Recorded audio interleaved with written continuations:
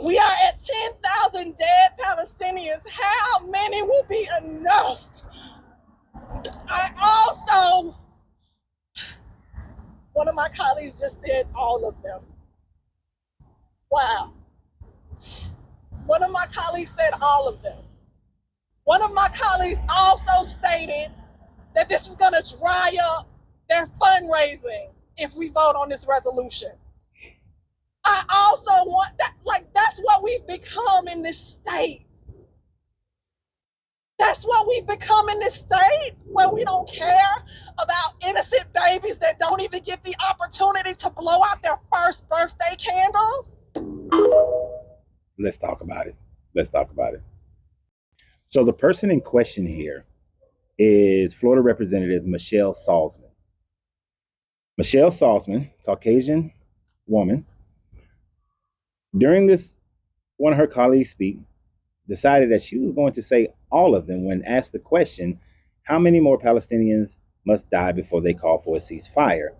And in that mindset, her ceasefire is only stop firing once all of them are dead. Mind you, over 2 million Palestinians are in Gaza right now. And the overwhelming majority of those 2 million are under the age of 18.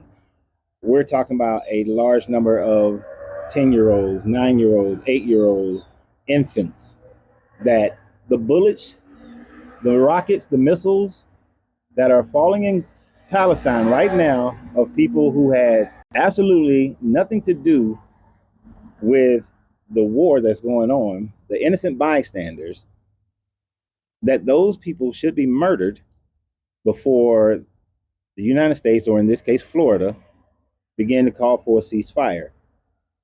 This person is Christian, and they believe in this Bible. And this Bible perpetuates genocide. And that is what this representative that was voted on by her constituency, those are the things that are in her mindset. Genocide, that an entire ethnic group of people should be cleansed, an entire landmass of people should all die, because this is the way of this deity of this Bible that so many people hold dear to them.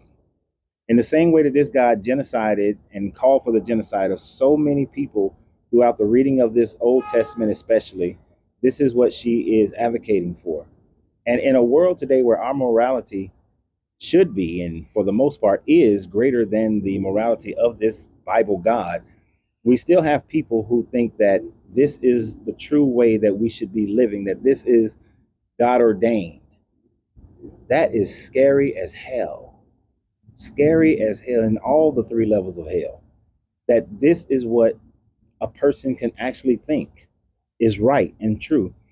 I would find it interesting if the area to which she lived in had come up under siege, with no involvement from her own self, and she would think that it is okay if the other people of that were had them under siege had a different religion, and they believed in genociding her and her entire family, all her neighbors and all the children in her community.